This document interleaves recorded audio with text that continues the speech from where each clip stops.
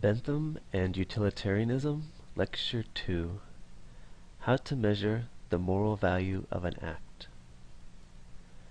We have seen that for Jeremy Bentham, the moral value of an action is determined by the pain and pleasure that the act produces.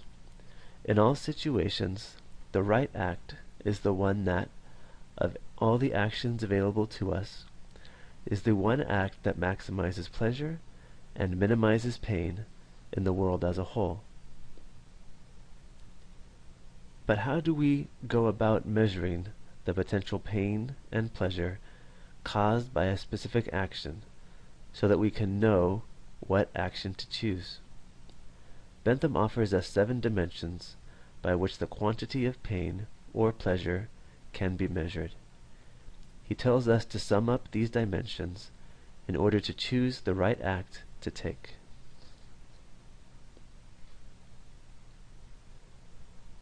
The first dimension we will cover is the dimension of intensity. Intensity asks, how dull or heightened is the pain or pleasure? A splinter, for example, that I can't get out of my finger might cause me just a dull pain that is not very intense. By contrast, breaking a leg might be a very intense pain. An ugly look from someone on the street might give us a passing mental discomfort. In contrast, losing a loved one can result in intense mental pain that lasts a long time.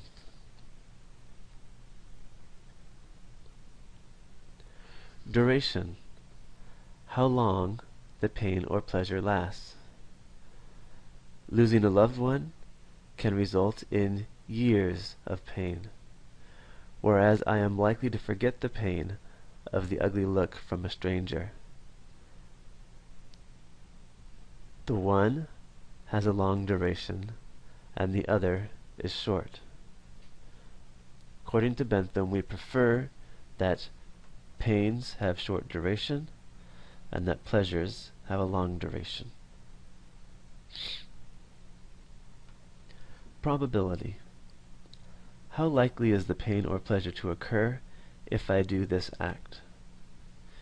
If you win the California lottery, you might expect it to bring intense pleasure that would last year after year as the money pours in. You could share the money with others to benefit them as well. So why isn't buying lotto tickets the best use of your money? The most obvious reason is because the probability of winning the lottery is so low.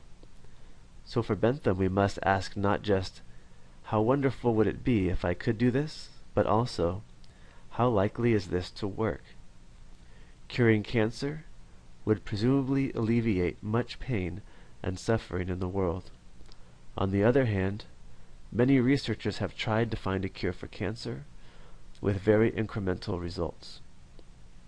A utilitarian would have to factor in the probability of the noble goal being reached, along with the benefits and loss that would accrue if that result is realized. Propinquity, or nearness in time.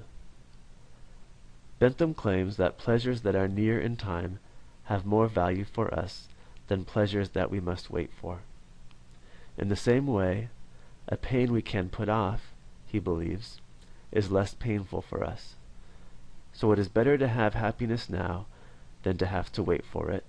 It is better to defer our pain to another day. Fecundity. Fecundity just means productivity. For Bentham, the question he wants us to ask is, how much does the pleasure invite more pleasures, or the pain invite more pains? Enjoying a certain pleasure now may result in additional pleasures later. If I go to watch a movie, for example, that was just released, I can enjoy the experience of watching the movie, but there are pleasures separate from that event which may be produced by it. For example, I can talk about the movie later with my friends and family, and that may be enjoyable. I can use the movie as an example when I explain myself in a conversation. A pleasure is fecund when it produces additional pleasures. On the other hand, a pain might be fecund as well. Getting in a fight with a close friend hurts now, but might also cause additional pains later when your friend is not there to support you and another challenge has entered your life.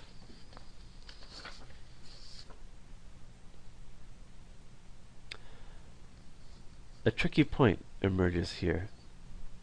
Fecundity is a tricky category because there is no definite answer as to when a specific pain or pleasure of an act ends and another new pain or pleasure begins. It is important to keep in mind that some events will cause pain now and also later. Fecundity is different from duration, at least in principle, because duration is the same pain or pleasure prolonged over time, while fecundity refers to additional but separate pleasures. Ultimately, as long as you are clear about what the category means, there will be many cases where the same pleasure or pain could be discussed as one long pain or several distinct pains, for example. Which way you explain it might not be important, as long as you can explain how it fits within the category of pain or pleasure that you use.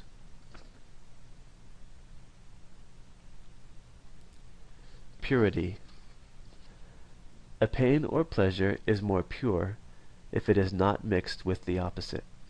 In other words, a pain that is mixed also with pleasure is not quite as painful, whereas a pleasure that is mixed with pain is not as enjoyable. We would all choose pure pleasure, pleasure unmixed with pain.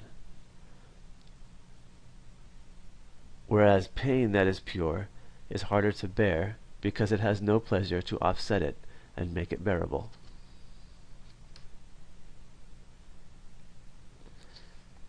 Extent. We have described many of the dimensions of pain and pleasure with examples that talk mostly about the pain and pleasure that we as individuals experience. But it is important to remember that Bentham is concerned with the total pain and pleasure for all who are affected by my choice. Hence, I should evaluate the morality of an act by adding up the pain and pleasure for everyone involved, not just myself. Extent refers to the number of people who are affected by the pain and pleasure produced by my act. The calculation is impossible. As you can see, the calculation of the pain and pleasure is very complex, perhaps even impossible in many cases. Bentham was well aware of this, and he is clear that I cannot explicitly calculate the pain and pleasure of each possible choice that I make every day. How much calculation should I do? I should follow the principle of utility with this as well. In other words, when I think that more benefit would come from doing the calculus than from making my best guess, then I should do the calculus. When making my best guess will probably result in the best effects, then I should do that. Notice that I am actually using the calculus itself to decide when to use the calculus. Contrast these two cases. Imagine a hungry tiger has escaped from the zoo and is heading toward me. Should I take my family out of the park, or should I try to pet the tiger? Only a fool would get out paper and do a mathematical calculation. The calculation would not be worth it, and doing the calculation would almost certainly result in more pain in this situation. I know enough about tigers to know that leaving the park is the best chance of maximizing happiness for all involved. On the other hand, imagine I am a commander-in-chief deciding when to defend America's foreign interests by sending ground combat troops overseas. In this situation, I would almost certainly try to explicitly calculate the number of people on all sides of the conflict who would benefit or suffer from my choices. I would certainly want to think about the duration, extent, probability, and intensity of the effects of my choice.